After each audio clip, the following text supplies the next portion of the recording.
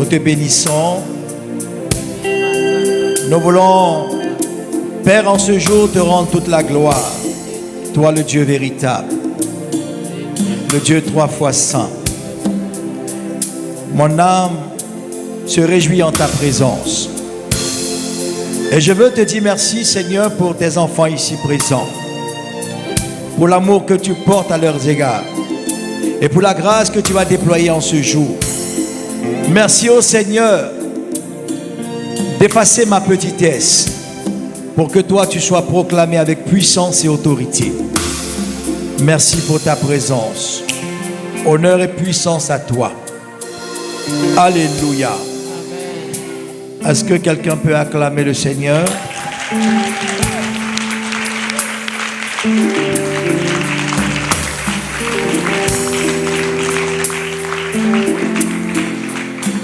Alléluia. Bien-aimés, je vous salue dans le précieux nom de notre Seigneur Jésus-Christ. Et pour moi, c'est une joie d'être ici présent, une très grande joie. Demeurer dans la présence du Seigneur, c'est plus que l'or et l'argent. Et je crois pour ma part que le Seigneur fera de grandes choses dans chacune de nos vies. Surtout que le thème, il est révélateur. Le langage du Seigneur à travers les songes et les visions. Et le texte d'appui est tiré du livre de Job, chapitre 33, versets 14 à 15. Et la Bible dit: Dieu parle cependant tantôt d'une manière, tantôt d'une autre, et on ne le remarque pas. Il parle par des rêves, donc par des songes, par des visions nocturnes. Quand un sommeil profond tombe sur les hommes, quand ils sont endormis sur leur lit. Parole du Seigneur. Alléluia. Donc nous sommes à l'école de Job. Et nous connaissons la vie de Job, nous connaissons son histoire. Nous savons que Job est celui qui est considéré comme le plus intègre dans la Bible. Vous voyez, quand le Seigneur choisit ses enfants, il leur donne un nom très spécifique. Quand il parle de Moïse, il dit: mon fils Moïse est l'homme le plus humble sur la terre. Abraham, c'était le père de la foi. Job, lui, c'est lui qui était le plus intègre. David, c'est l'homme selon mon cœur. Et donc, c'est comme ça que, au sortir de ce temps formidable que nous aurons aujourd'hui, le Seigneur mettra un nom, une étiquette sur ton nom. Et je crois pour ma part que ce sera l'homme des prophéties ou la femme des prophéties. Alléluia. Quand vous regardez la vie de Job, si lui-même Job ose dire que Dieu parle tantôt d'une manière et tantôt d'une autre manière, c'est parce qu'il a l'expérience. Et souvent, il faut consulter les hommes de Dieu comme Job pour dire: mais qu'est-ce qui te fait dire cela? Et quand je vois son histoire, je vois sa situation, je vois les problèmes qu'il a rencontrés. Parce que Satan était déchaîné contre lui en le voyant riche, en le voyant dans l'aisance la plus totale. Il se dit: mais c'est pas possible qu'un homme soit arrivé à ce stade. Mais moi, j'annonce à quelqu'un que le temps qui arrive est le temps que la grâce de Dieu va descendre sur ta vie. Alléluia. Et donc, il vivait dans l'aisance, et puis un jour, Satan se promène, il parle avec Dieu, et Dieu lui dit: est-ce que tu as bien vu mon fils Job? Est-ce que tu l'as vu? Il dit: mais tu penses que c'est de manière désintéressée qu'il vit comme ça? C'est parce qu'il allait bien, c'est parce que tu le protèges, c'est parce que tu l'as gardé avec cette haie. Ôte la haie, et tu verras. Laisse-moi l'éprouver un peu. Amen. Alors, Dieu dira: d'accord, je te laisse l'éprouver, mais lui, sa personne, tu ne toucheras pas sa personne. C'est bien, il n'y a pas de souci. Parce que ce qu'on oublie, c'est que les vrais biens, la vraie richesse, la vraie bénédiction, il s'appelle Jésus-Christ de Nazareth. Ce n'est pas tout ce que nous voyons autour de nous qui font la richesse. D'accord? Comprenons bien la parole de Dieu. Job était dans l'aisance. Mais Job était en avance sur son temps. Job va prophétiser et Job va marcher selon la prophétie de Paul en Romains chapitre 8 verset 28. Car toute chose concourt au bien de celui qui aime Dieu. N'est-ce pas? Alors il commence à perdre ses biens, il commence à perdre. Beaucoup viennent lui dire, renie ton Dieu. Il dit, je ne peux renier mon Dieu parce que je sais ce que mon Dieu est capable de faire pour moi. Et je crois que mon Dieu est capable même d'aller très vite. Un peu comme la prophétie de Siracide. Du matin au soir, tout peut changer car mon Dieu sait faire vite. Amen. Donc je ne sais pas si tu es dans la souffrance, je ne sais pas si tu vis la galère, mais moi je sais une chose, c'est qu'au sorti d'ici, Dieu est capable de renverser la situation en ta faveur. Amen.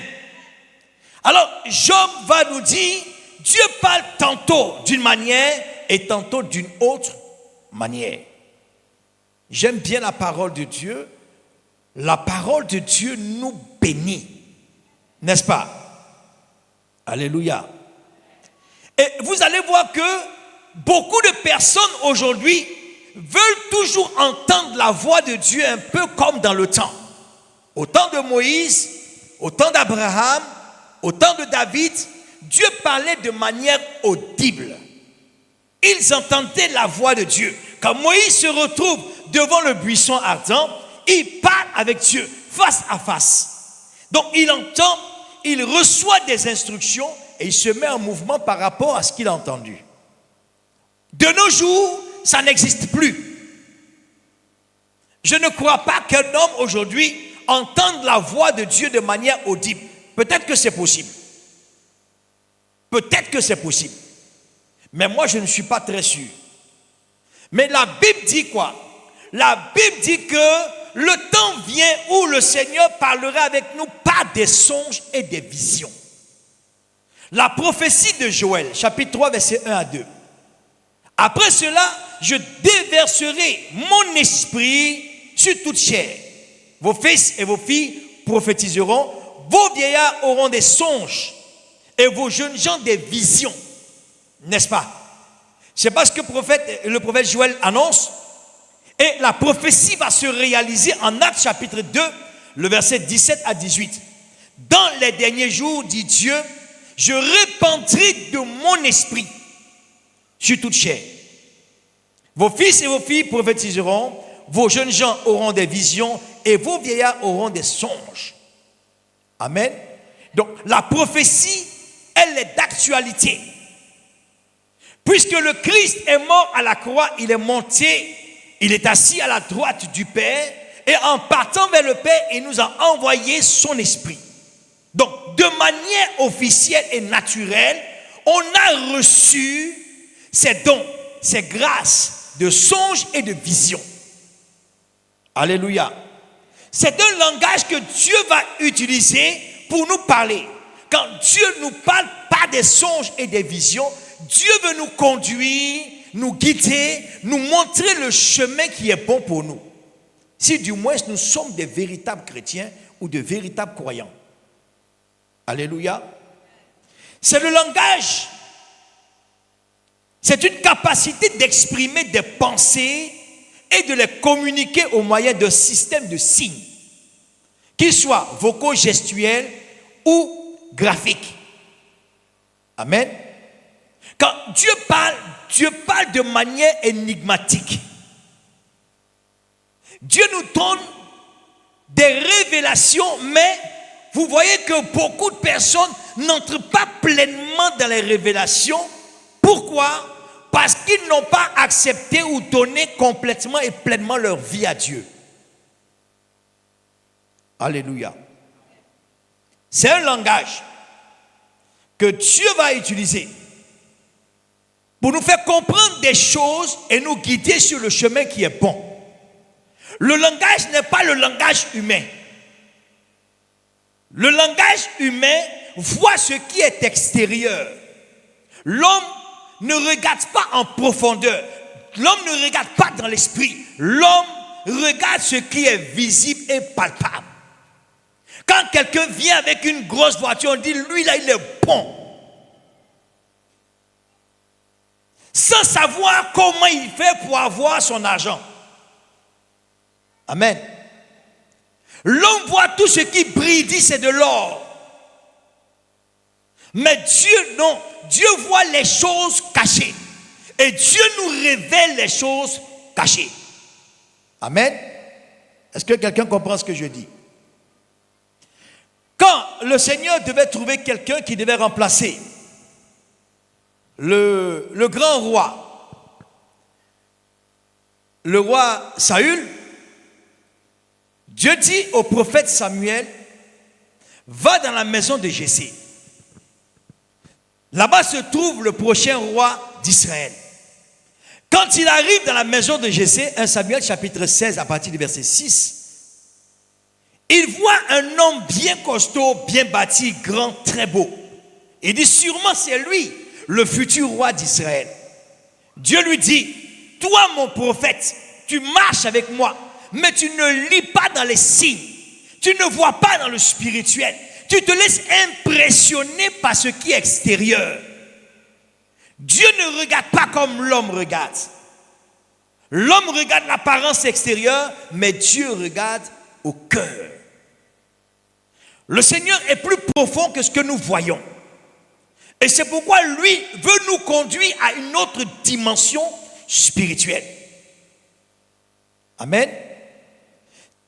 Alléluia.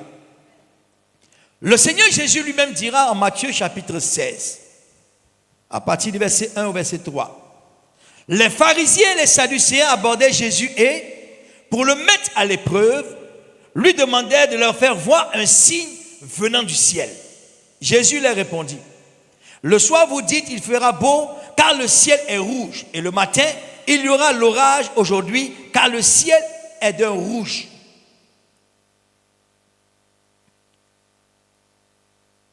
Jésus leur dit, somme hypocrite, vous savez discerner l'aspect du ciel et vous ne pouvez pas discerner les signes des temps.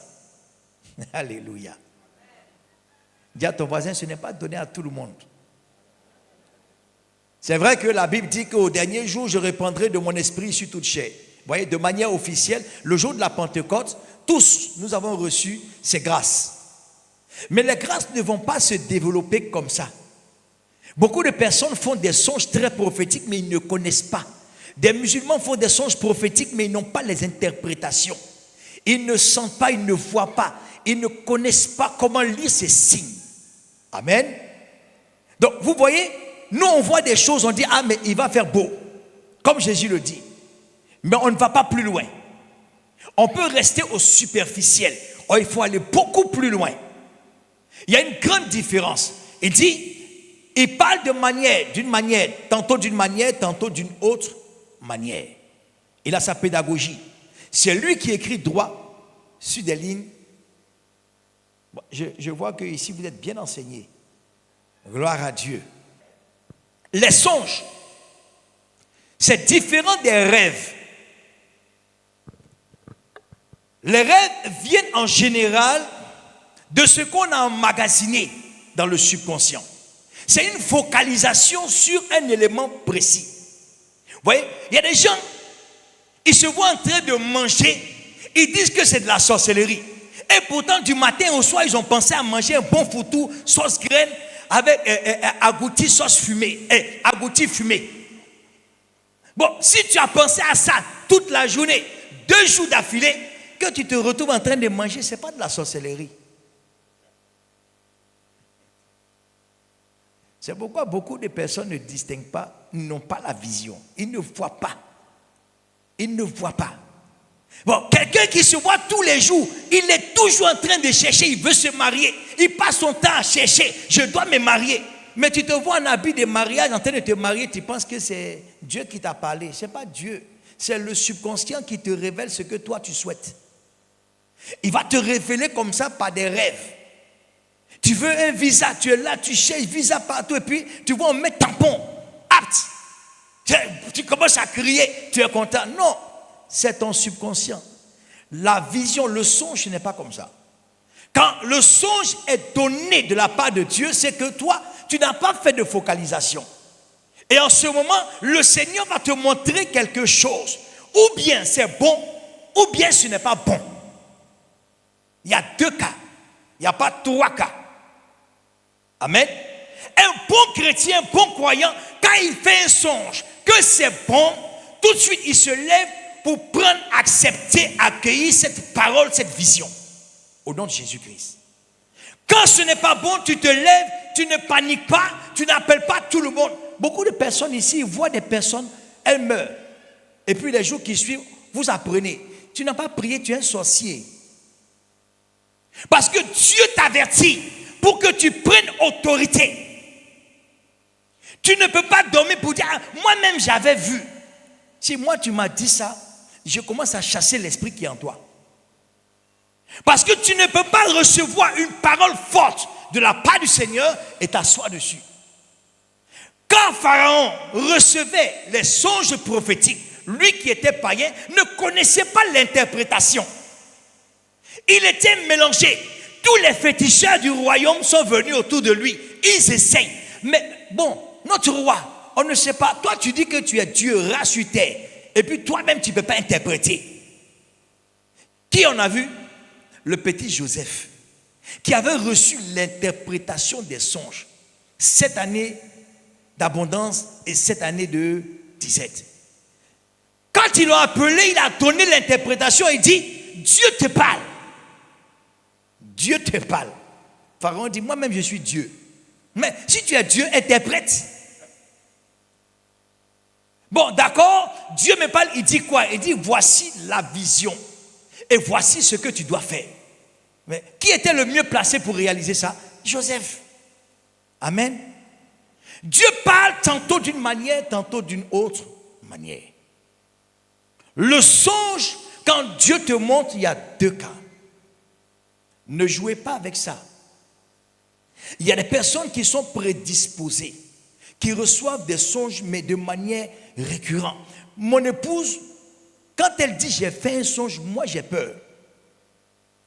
Parce qu'à coup sûr, à 300%, ça se réalise.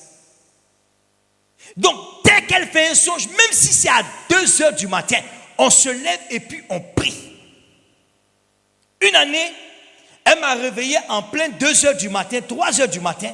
Lève-toi. Toi, tu dors seulement. Lève-toi.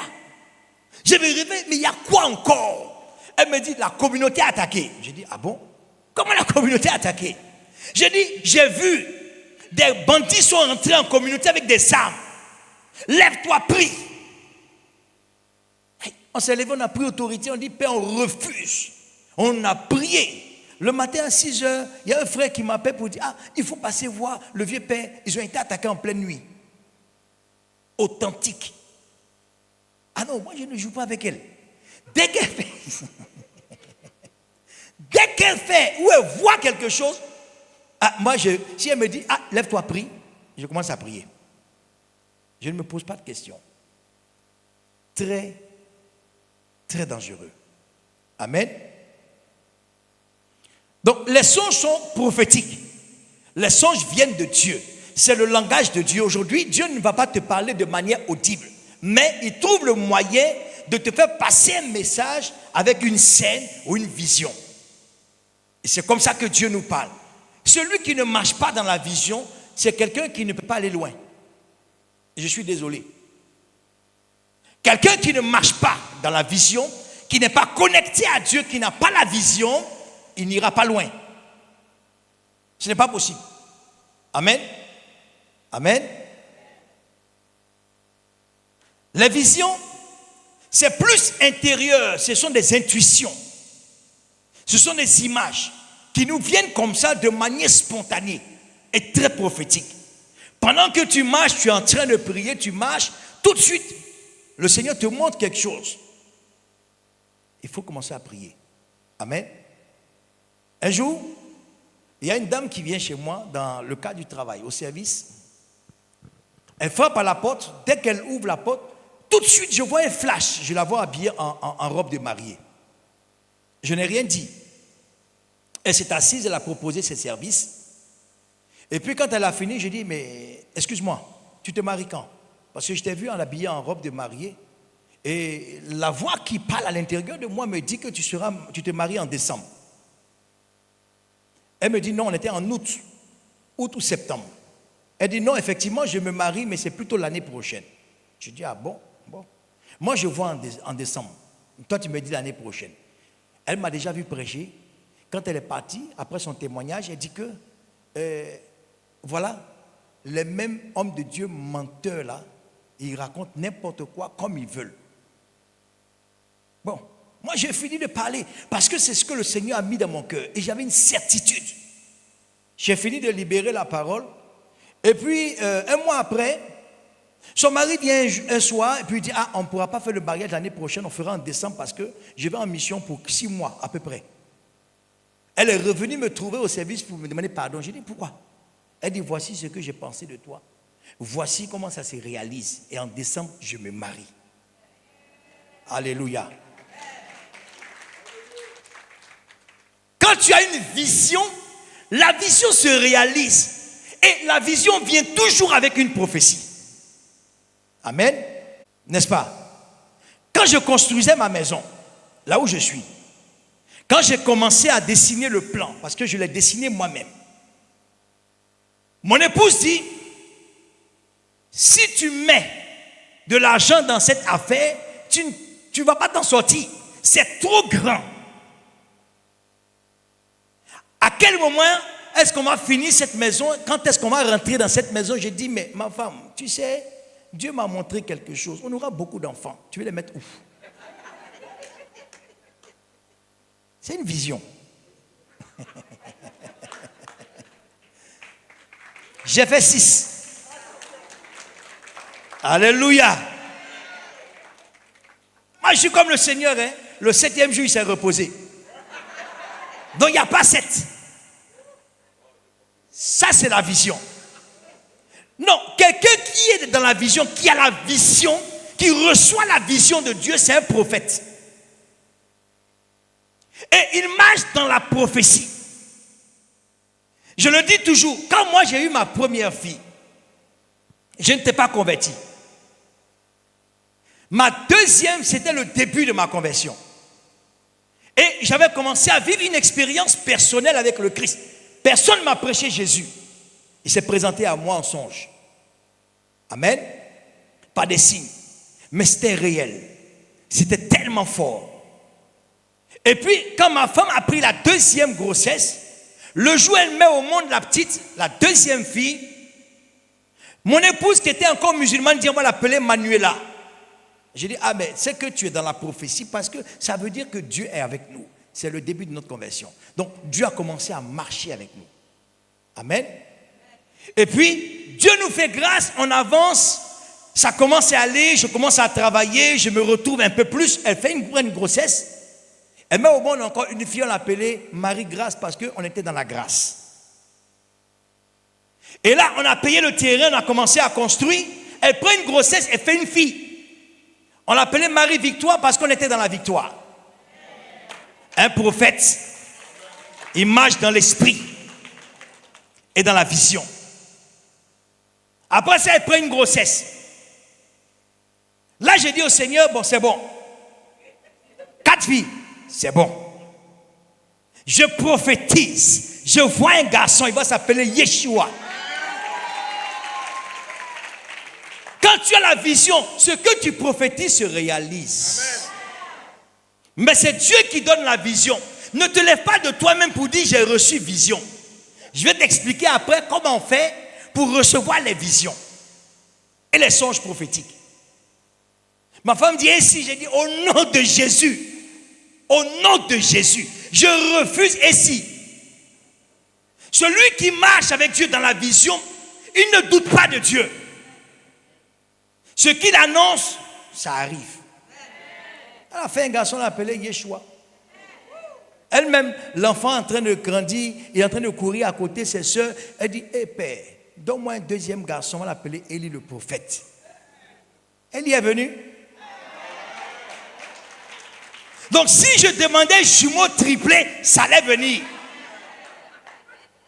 Je parle à quelqu'un ce soir. Bon, moi je suis les traces de mon papa. Hein? Nous on a l'onction. Alléluia. Dis à ton voisin, Faya. Ce soir, quelque chose doit se passer. Quand Dieu veut te parler par des visions, il peut te parler par personne interposée. Tu peux recevoir un coup de fil. Un enfant même peut te parler. Un enfant peut te parler. Ton enfant à la maison peut te parler. Donc frappe nos enfants. Non. Souvent écoutez les enfants. Écoutez les collègues de service. Écoutez le voisin. Écoutez l'homme de Dieu. Parce que Dieu peut nous parler par celui-même que tu as négligé. Il va l'envoyer vers toi pour te donner une parole. Quand tu as l'écoute de l'esprit, la parole résonne dans ton âme. L'année passée, en décembre, j'ai proclamé le mois de joie dans ma maison. Je ne sais pas qu'est-ce qui s'est passé. J'ai commencé à m'énerver un peu. Mon fils me dit, papa, c'est le mois de la joie. J'ai dit, ah oui, c'est vrai. Hein? Non, il n'y a pas de honte. Il faut accepter d'écouter, sinon tu sors de la grâce. Quand tu as une vision, marche, accroche-toi à la vision et avance. Fonce selon la vision que tu as reçue. Amen. Une vision est une intuition. Et la vision vient avec les dons. Elles sont accompagnées des dons prophétiques. Amen. Tels que la révélation. C'est ça la vision. Vous pensez la vision c'est quoi? C'est que j'ai commencé à faire mon programme, j'ai dessiné mon programme. Non, ça c'est pas la vision de Dieu, ça c'est ta vision à toi. La vision de Dieu vient mélanger ta vision. Ce que toi tu as décidé, moi je vais à droite, lui change, il dit non, va à gauche. Ce n'est pas la vision de Dieu. La vision de Dieu n'a rien à voir avec ta vision. C'est-à-dire où tu as déjà tout dessiné, tout est programmé. Bon, demain je fais, après-demain, voilà ça, mercredi, jeudi. Donc ton planning est fait. Ça, c'est les hommes. Lui, il vient, il gâte tout. J'ai écouté un enseignement de mon père où il disait, tu dis que tu as la porte de mon cœur, tu frappes. Entre. Il dit, mais c'est toi encore, quand je vais entrer, tu vas dire, voici, depuis que tu es rentré, tout est gâté dans ma vie. Il faut ressortir vite. Parce qu'il mélange tes projets et te donne lui sa vision et le projet qu'il veut pour toi. Parce qu'il a un bon projet pour toi. Voyez, les hommes ne voient pas ce que Dieu voit. On a tendance à prier pour dire Seigneur donne-moi, Seigneur donne-moi, Seigneur je veux, Seigneur je veux. Mais en réalité, on n'est pas à l'écoute de l'esprit pour voir que dans ce qu'on demande, Dieu a donné plus que ce qu'on a reçu. Ah, n'est-ce pas? Vous connaissez l'histoire de la communauté des arbres? Les trois qui sont dans la forêt, qui parlaient l'un avec l'autre. Le premier, vous savez, moi, quand je vais bien grandir, bien grossir et tout, le jour où les bûcherons vont entrer pour me couper, je souhaite qu'on fasse de moi des coffres énormes pour emmagasiner des pierres précieuses, des diamants, de l'or et tout ça. Le deuxième dit non, moi je ne veux pas tout ça. Moi, je vais être un très grand bateau pour transporter les rois de ce monde. Le troisième, lui, il est fou. Il dit, je ne veux même pas qu'on me coupe. Je veux grandir et grossir. Et être tellement énorme qu'à des kilomètres, on me voit. Et de la même manière, on parle de Dieu, on parle de moi. Est-ce que c'est censé? Chacun fait sa demande. Alors, le jour où les bûcherons sont entrés dans la forêt, chacun se pose la question, mais je vais être mangé dans quelle sauce? Le premier le coupe, on fait des mangeoires. Est-ce qu'il a eu ce qu'il voulait? Non. Il est déçu. Le deuxième, on le coupe, on fait des petites pirogues, des barques. Est-ce qu'il a eu ce qu'il voulait? Non. Et le troisième, lui, ne voulait pas qu'on le coupe. Comme il était costaud, on l'a coupé, on a fait des grandes planches. Est-ce qu'il a eu ce qu'il voulait? Il a été déçu. Et puis un jour, il y a une dame qui rentre dans une auberge, elle met au monde un enfant, on met dans la mangeoire. Alléluia. Alléluia. Plus précieux que l'or et l'argent. Et l'enfant grandit, un jour il se retrouve dans la barque. Il y a une tempête. Et il dit silence, la tempête s'apaise. Lui qui voulait transporter les grands rois de ce monde a transporté le roi des... Alléluia. Et puis quelques jours après, on sort les planches. On le pointe au bois de la croix. Et de la même manière, on parle de Dieu, on parle du bois de la croix. Ça, c'est la vision. Quand tu as la vision, tu dis gloire à Dieu. Parce que tu as l'impression que tu n'as rien reçu. Mais comme tu n'es pas connecté à Dieu, tu ne vois pas ce que Dieu t'a donné. Et tu as toujours tendance à demander, je veux voir. Ce n'est pas tout, on cherche à voir. Amen. Les grands hommes de Dieu vous le diront. On ne cherche pas à comprendre tout. Avec le Seigneur, on se met en mouvement. On ne cherche pas à tout comprendre. Souvent, on ne comprend rien d'ailleurs même. Tu ne peux même pas croire, tu ne peux même pas imaginer. Si mon père vous dit combien de fois il vit des épreuves, vous n'allez pas croire. Mais pourtant, quand il vient, il prie, il prêche, c'est tellement beau entendre. L'onction est là. Parce que c'est un homme de vision. Amen. Alléluia. Comment faire pour entrer et percevoir ces grandes visions et ces songes? Comment faire? Premièrement, le renouvellement de l'intelligence. Dis à ton voisin, renouvellement de l'intelligence. Romains chapitre 12, le verset 2. Ne vous conformez pas au siècle présent, mais soyez transformés par le renouvellement de l'intelligence afin que vous discerniez quelle est la volonté de Dieu, ce qui est bon, agréable et parfait. Le renouvellement de l'intelligence se fait à partir du Saint-Esprit. Le renouvellement de l'intelligence, c'est ce que moi j'appelle la transformation à 360 degrés. C'est-à-dire qu'il arrive un moment où on ne parle plus de conversion. Vous savez que la conversion dépend de l'homme, ça ne dépend pas de Dieu. Qui le savait? La conversion, c'est moi, ça dépend de moi. Quand je parle de conversion, je parle de métanoïa. Je parle du changement que moi je souhaite. Parce que le Seigneur dit quoi dans sa parole? Il dit, je me laisse trouver pour celui qui me cherche. Et quand il se laisse trouver, il te transforme. Lui transforme. Mais nous, on se convertit. C'est pourquoi la conversion, c'est une affaire de tous les jours. C'est tous les jours qu'on se convertit. C'est tous les jours qu'on change. Jusqu'au jour où le Seigneur se laisse trouver. Et puis il bouleverse notre vie. Quand il a bouleversé ta vie, ton intelligence sera renouvelée par l'Esprit Saint. Alors tu pourras discerner ce qui vient de Dieu et ce qui ne vient pas de Dieu. Amen. Parce que tu peux avoir une vision, mais ne pas avoir l'autorité qui va avec la vision. Un peu comme les fils de Sheba. Les 7 fils de Sheba ont vu celui qui était animé d'esprits mauvais. Comment ils ont fait? Ils avaient la vision, le discernement des esprits, mais ils n'ont pas l'autorité. Donc ils ne peuvent pas chasser les démons. Ils peuvent dire il y a un esprit ici, mais c'est tout. Ça s'arrête là. Or quand tu es renouvelé dans l'esprit de Dieu, tu as non seulement la vision et l'autorité, parce que celui qui est en toi, il s'appelle Jésus. C'est lui l'autorité suprême. Alléluia. Je ne parle pas de ministère de délivrance. Je parle de l'autorité qui accompagne la vision. Parce que tu ne peux pas avoir une vision sans pour autant prendre possession de la vision et entrer pleinement dans la vision. D'accord? Alléluia. Alléluia. Paul, sur la route de Damas, fait une expérience avec le Christ. Il est bouleversé. Aveuglé pendant 3 jours, il médite. Lisez la parole, Actes chapitre 9, verset 1 à 12. Verset 5. Il répondit, qui es-tu, Seigneur? Et le Seigneur dit, je suis Jésus que tu persécutes. Il te serait dur de regimber contre les aiguillons et tout. Tremblant et saisi d'effroi, il dit, Seigneur, que veux-tu que je fasse?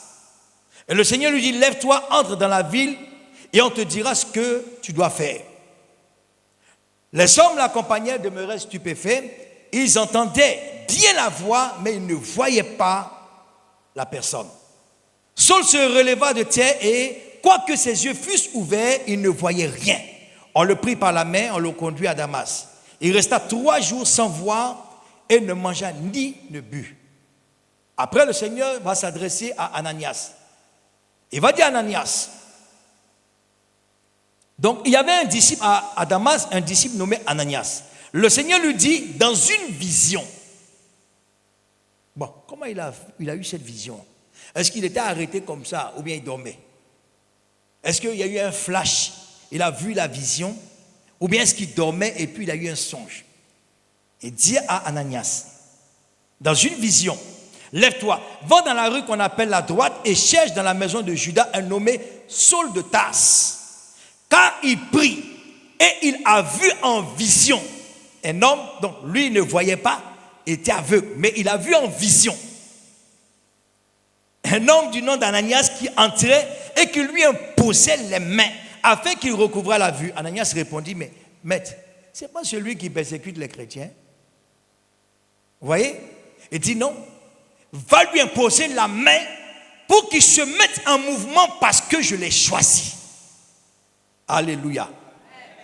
Les deux ont eu des visions. L'un reçoit une vision, l'autre aussi avait une vision. Un jour, c'est comme ça que Dieu parle, c'est dans la vision. Un chrétien, un croyant qui n'a pas la vision ou qui ne reçoit pas les visions ne peut pas grandir dans le spirituel. Je suis désolé. Parce que c'est comme ça que Dieu nous parle. Dieu ne va pas descendre de son trône pour venir s'asseoir dans ta chambre pour te dire, mon fils, tu sais, tu déconnes. Oh, ça c'est fini ça. Oui, il te tire les oreilles pour te dire, viens ici, viens. Mon fils, viens. Tu déconnes. N'est-ce pas? C'est fini. Un jour, un soir d'abord, la veille, comme par intuition, le Saint-Esprit me met à cœur de faire une offrande. Il me dit, offre des pots de peinture. Est-ce que ça vient de Dieu? D'accord, j'ai compris. Et je prends la décision d'offrir 10 pots de peinture. Mais à qui? Alors je vais dire au Seigneur, montre-moi à qui je dois offrir ces pots. Et puis j'oublie. Donc je mets la radio pour écouter un peu les enseignements et tout ça. Je tombe sur un frère de la communauté qui est en train de prêcher. Et puis il y a quelque chose qui me dit, c'est lui. Est-ce que ça vient de Dieu? Donc j'ai dit, ok, Seigneur, merci, je te rends toute la gloire. J'ai compris. Le matin, je me lève, j'entends la voix qui me dit, tu as promis. Je sais que j'ai promis. Tu m'as dit, il faut faire, je vais faire. Mais pourquoi tu me persécutes? Je ne comprends pas. Donc, matin, j'ai dit, j'ai compris. Papa, j'ai compris. Je mets la radio. Je dis, bon, d'accord, mais donne-moi un deuxième signe. Donc, je prends la voiture, je pars au travail, je mets la radio. C'est la même personne qui prêche. L'affaire de Dieu, c'est comment? C'est quoi même? C'est quoi la révélation? Vous voyez? 2 signes palpables. J'arrive au service, il était très tôt le matin quand j'arrive au service, et puis j'ai dit, bon, c'est vrai Seigneur, tu m'as montré 2 signes, mais moi-même, je vais demander quelque chose, si ça se réalise comme j'ai demandé, alors c'est vraiment lui. Et comme c'est un frère qui ne décroche jamais, je dis, je vais l'appeler à 8 heures, il faut qu'il décroche. S'il a décroché, c'est que c'est vraiment lui. Et comme par hasard, à 8 heures, quand je l'appelle, d'ailleurs, il ne connaît même pas mon numéro. Je l'appelle, il me dit, oui, bonjour et tout. Je dis, ah, comment tu vas, papa? Il dit, c'est qui? Je dis, c'est le frère Amdan. Il dit, ah, hé, l'homme de Dieu. Oh, gloire à Dieu, je suis béni. Vous savez, il dit ça là, voilà. Ils sont forts. Il m'a blagué comme ça. J'ai dit, bon, je m'excuse, pardon, vraiment, je suis désolé, je ne veux pas trop te fatiguer, mais voilà tout ce qui s'est passé. Il a commencé à prier, gloire à Dieu, non, tu es un homme de Dieu. Ouais. Quand vous entendez ça, tu te dis que le gars, il est en train d'être insensé. Bon, moi, j'ai béni Dieu parce que ça vient de Dieu, ça ne vient pas d'un homme. Donc, on se dit, bon, on fait comment? Je dis, bon, à 17h, quand je rentre, je viens directement chez toi au centre. Il dit, d'accord, je t'attends. Et quand je prends la route, je l'appelle, je dis, bon, je suis en train de venir. Il dit, oui, je suis là, je t'attends. J'arrive, il me reçoit à la porte avec son épouse. Et puis, il commence à prophétiser sur ma vie. J'ai dit, mais, oui, qu'est-ce qui se passe? Il dit, mon fils, viens voir. Il me prend par l'épaule, il rentre dans la salle. La veille, lui avait fait une prière. Il avait envoyé des peintres, ils ont gratté tous les murs de la salle. Et puis, il demandait à Dieu de toucher quelqu'un pour m'envoyer la peinture. Et Dieu va me chercher, moi, pour venir envoyer cette peinture. J'ai dit, moi-même, j'avais les frissons. Je sentais même qu'il y avait une telle présence. J'ai dit, mais Seigneur, tu es puissant. Comment est-ce que tu peux gérer ces histoires? C'est ce qui s'est passé en Ananias et puis Paul. Mais ce qui était formidable par derrière, je vous donne la révélation en même temps et puis je continue. Ce qui était formidable, c'est que quand je suis monté dans la voiture, je me suis assis. Il me dit, est-ce que tu connais la portée de l'acte que tu as posé? J'ai dit, comment ça? Il me dit, celui qui a écrit la loi, c'est le premier à respecter la loi. J'ai dit amen. Il me dit, c'est dans un endroit où on prie. C'est le lieu de Dieu. C'est Bethel. Dis à ton voisin, amen. Bethel, la maison de Dieu. Donc toutes les fois où les hommes, des femmes viendront ici, prier, le 1/10 des bénédictions rattachées à ces prières, c'est pour toi et ta famille. Donc, quand tu prends un micro pour donner à un homme de Dieu, il prêche dedans, l'onction qu'il libère, là, ça descend sur ta famille. Je ferme la parenthèse. Je ne suis pas venu prêcher là-dessus. Alléluia. Le renouvellement de l'intelligence te fait voir la vision de Dieu, te fait voir ce que Dieu veut, ce qui est agréable. Et tu sais, Dieu même te met des sentiments. La vision est aussi intérieure, des sentiments. Vous voyez, quand la Bible dit que le Saint-Esprit convainc de péché, de justice et de jugement, c'est-à-dire que quand toi tu as la vision de Dieu, tu poses un acte mauvais, tout de suite il y a des remords. Si tu n'as pas de remords, c'est que tu as un esprit mauvais en toi. Sinon, un enfant de Dieu qui pose un acte, si ce n'est pas bon, son âme n'est pas tranquille. Dieu même va te persécuter. Tu ne dors pas la nuit. Il va te conduire à la repentance pour dire, Seigneur, pardon. Je n'ai pas su ce que je faisais, parce que lui te permet de discerner ce qui est bon, agréable, ce qui plaît à Dieu. Alléluia. Deuxièmement, il nous faut créer une intimité avec le Saint-Esprit. Créer une intimité avec le Saint-Esprit. C'est entrer dans sa présence, demeurer dans sa présence. Créer une intimité avec le Saint-Esprit, c'est faire un avec l'Esprit de Dieu. Amen. 1 Corinthiens chapitre 2, le verset 10 dit, Dieu nous les a révélés par l'Esprit, car l'Esprit sonde tout, même les profondeurs de Dieu. L'Esprit sonde tout. Donc si l'Esprit, tu es intime à l'Esprit de Dieu, l'Esprit de Dieu te communique la vision de Dieu, ou même la pensée de Dieu. Pour toi, pour ta famille, pour ton entourage, même pour ta nation. C'est de là que puise la grâce des prophètes. Alléluia. Expérience d'intimité avec le Saint-Esprit. Marie, Luc chapitre 1, versets 26 à 35. Au 6e mois, l'ange Gabriel fut dans une ville de Galilée, donc par personne interposée. Il donne la vision. Elle accueille la vision. Elle marche avec la vision. Amen. Elle devient l'épouse du Saint-Esprit.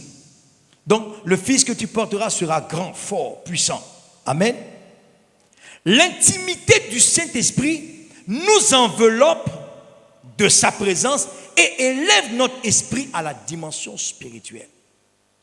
Il nous couvre et nous conduit à une autre dimension qui est la dimension spirituelle.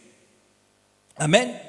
Donc l'exemple de Marie nous montre comment ça se passe aux noces de Cana. Elle a une vision.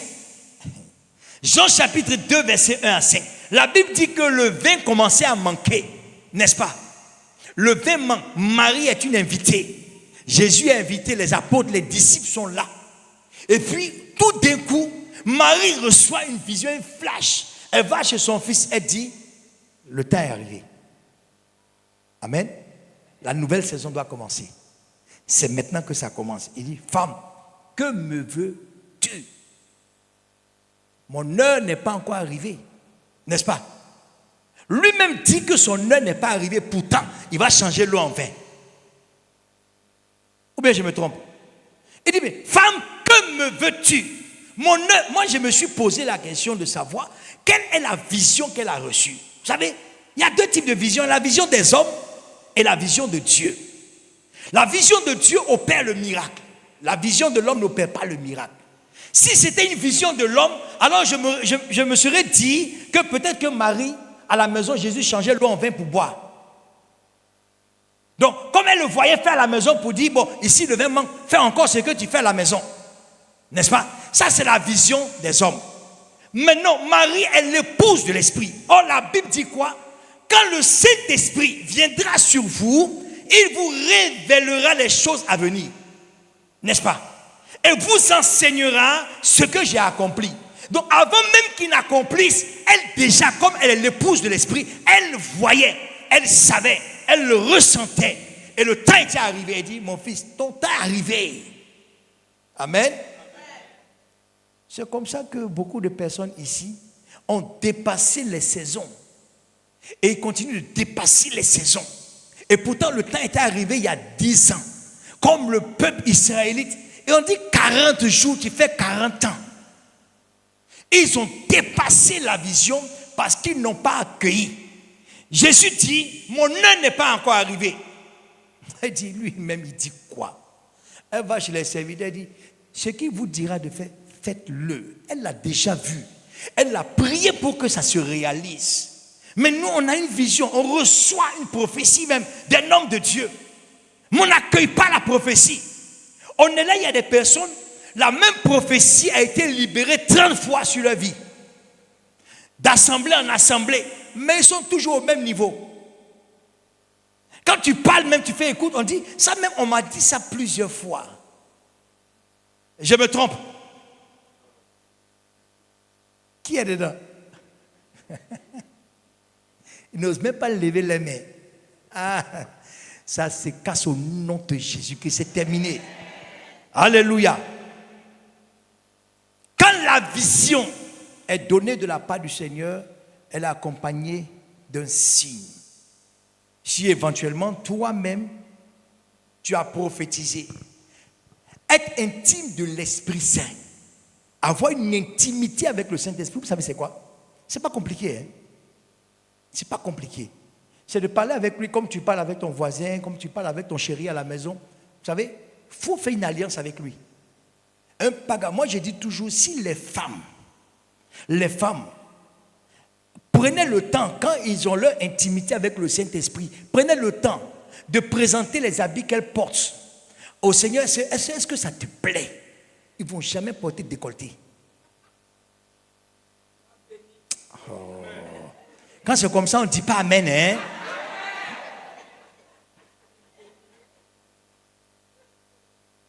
Même friperie, même tu ne vas jamais payer.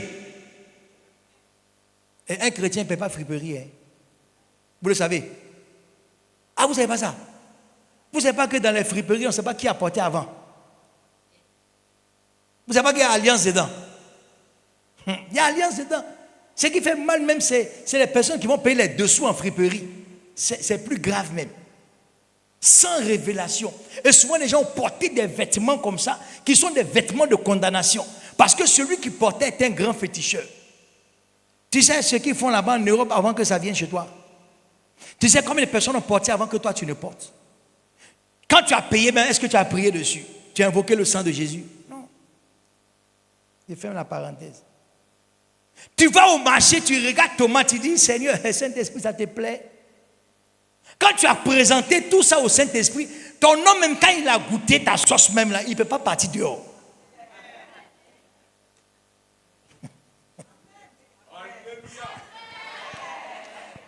Il n'y a pas d'amen fort.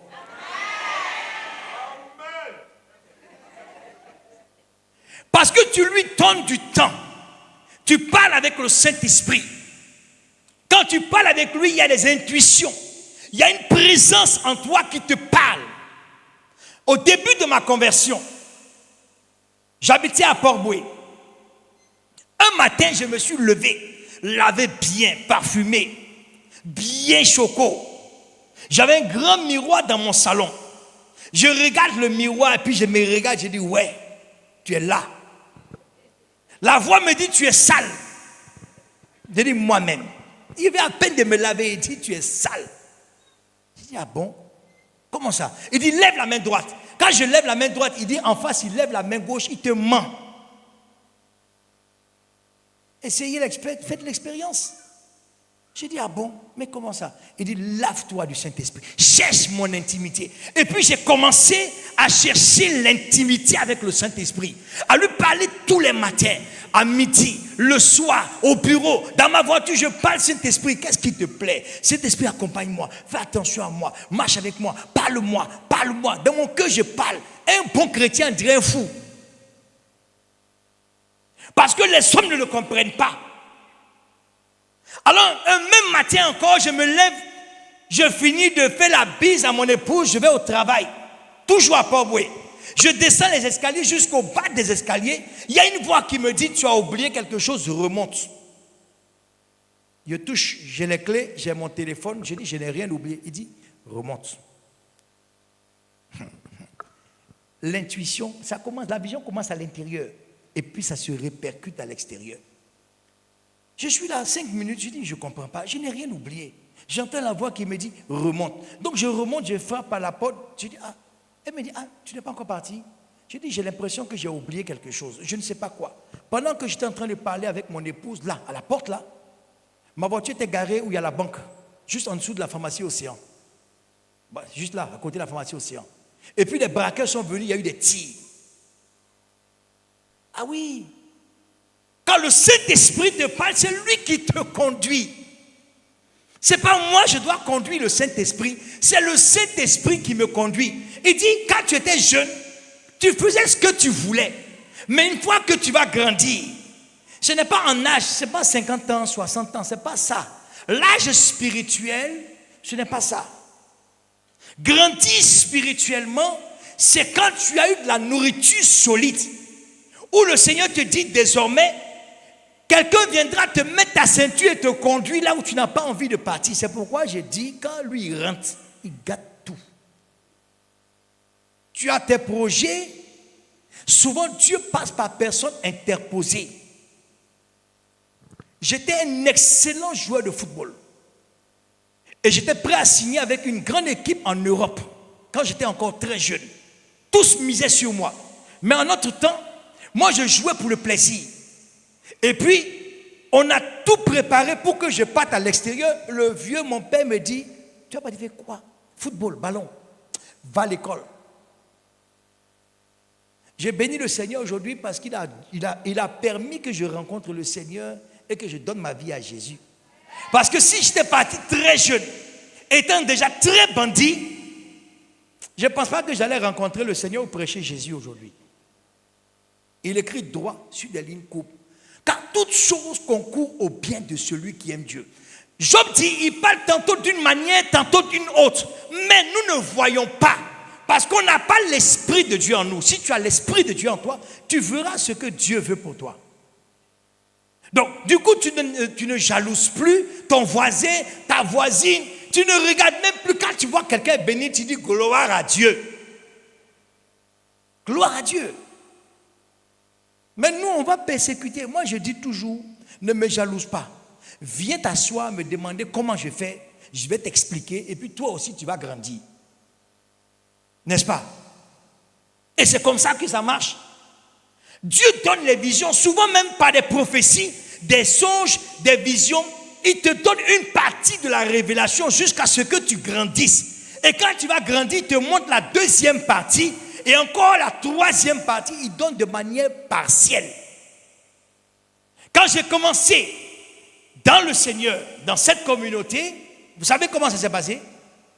J'aime la parole. Quand je voyais les hommes de Dieu prêcher, quand je voyais le père Robert Manawa prêcher, j'étais heureux, j'étais content, très content. Je le voyais prêcher, je dis non, moi je dois prêcher comme ça. Et j'ai commencé à méditer la parole. Je médite, je lis, mais il y a des choses que je ne comprends pas. J'ai commencé à courir derrière les hommes de Dieu. Entre-temps, j'écoute les enseignements. Je cours, j'appelle tel, j'appelle l'autre, j'appelle ici. On me dit non, tu sais, bon, tout le monde est occupé. Qui va te former? Et puis un jour, la voix me dit, arrête. J'ai dit, comment ça? Il dit, mais ce que j'ai mis en toi, c'est ce que j'ai mis sur eux. Arrête un peu. Et puis le même soir, j'ai fait un songe. Dans le songe, une assemblée comme ça, il y a 3 personnes dans l'assemblée, il y a 15 personnes qui ont le micro qui prêchent. Et puis il y a quelqu'un qui est assis à côté de moi, il me dit, est-ce que tu vois, est-ce que tu comprends la révélation? J'ai dit, comment ça? Il dit, tu as trop écouté, lève-toi maintenant, commence à parler. Alléluia. Et là, j'ai compris qu'il faut que je prenne ma vie spirituelle en main, dans mon intimité, et me laisser conduire par l'Esprit de Dieu. Quand j'ai commencé à entrer dans la révélation, les choses ont commencé à changer. Et il y a quelques mois de cela, il me montre le même songe. Mais cette fois-ci, il y a des gens qui sont assis derrière. J'ai dit, mais, il dit, c'est une mise à jour, up to date. Mise à jour de la révélation. J'ai dit, mais ceux qui sont assis derrière, c'est quoi? C'est qui? Il me dit, tu as écouté la parole, tu as prêché la parole, commence à vivre la parole. Ceux-là, c'est des mystiques. Celui qui vit la parole, lui-même, sa personne. Quand la Bible dit que Pierre, quand il passe, son homme guéri, c'est ça. C'est Jésus même qui marche, on ne le voit même plus. Alléluia. Et c'est à ça qu'on doit arriver, à vivre la parole. Non pas faites ce que je vous dis, mais ne faites pas ce que je fais. Et tu commences à vivre ce que toi-même tu dis. Tu parles bien. Mais toi-même change un peu. Parce que tout ce qu'on dit, ce n'est pas tout ce qu'on fait. Je me confesse. J'apprends à mettre en application ce que moi-même je prêche, ce que je reçois de la part du Saint-Esprit. Amen. Et quand c'est comme ça, tu saisis le temps, l'instant de Dieu, le kairos. Tu sais que la saison a commencé. Tu t'agrippes à la saison. Tu t'agrippes au temps de Dieu. Et puis tu fonces. Tu ne regardes ni à gauche ni à droite. Parce qu'une fois que tu commences à douter, tu repars 10 pas en arrière. Ceux qui marchent dans la vision, c'est des violents. Le royaume des cieux appartient à celui qui est violent. Amen. Saisis le temps. Amen.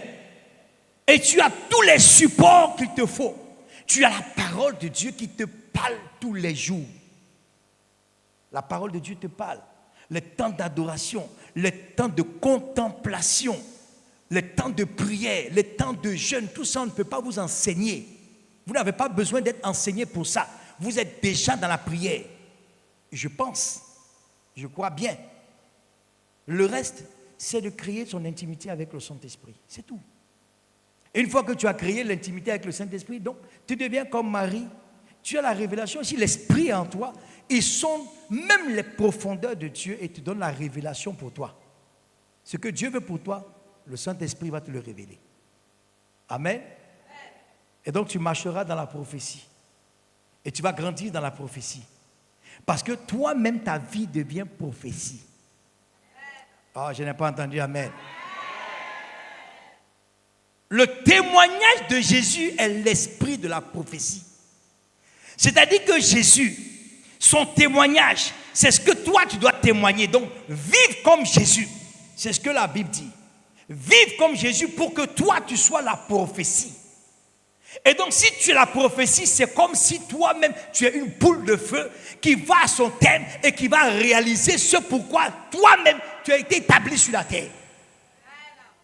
Beaucoup de chrétiens vivent pour accompagner les autres. Non, la vision de Dieu, selon David, Psaume 139, verset 7, il dit, moi je n'étais encore qu'une masse informe que déjà Seigneur tes yeux me voyaient.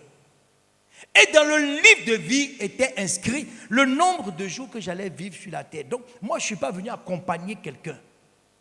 Je suis venu pour que les hommes m'accompagnent. Ou bien, nous tous allons ensemble. Amen. Yahweh. Est-ce que quelqu'un sent ce qui se passe dans le spirituel? Il y a quelque chose de grand, de beau pour toi. Mais tu es là, tu te négliges. Tu regardes les autres, tu dis non, mais lui là, elle est bien. Oh, lui là, elle est bien. Elle est trop. Oh, vraiment, comment j'ai pu faire pour arriver? Non, ne cherche pas à devenir comme l'autre. Cherche à devenir meilleur. Jésus dit, il les pousse. Il dit, allez-y, vous ferez des choses plus grandes que ce que moi-même j'ai réalisé. Le maître même le dit. Toi, tu veux ressembler à l'autre. Moi, je ne veux pas ressembler à quelqu'un. Je veux ressembler à Jésus. Et aller très loin. Je suis la prophétie de Dieu pour mon temps. Je suis la prophétie de Dieu pour ma famille. Je suis la vision de Dieu pour ma famille. Il dit, dans le sein de ta mère, je te connaissais. Et je t'avais prédestiné à de grandes choses. Jérémie chapitre 1, verset 5. Amen. Dieu parle, tantôt d'une manière, tantôt d'une autre manière. Et je prie que le Saint-Esprit, en ce soir, vienne nous éclairer pleinement sur la prophétie, sur la parole prophétique au nom de Jésus. Que Dieu vous bénisse. Amen.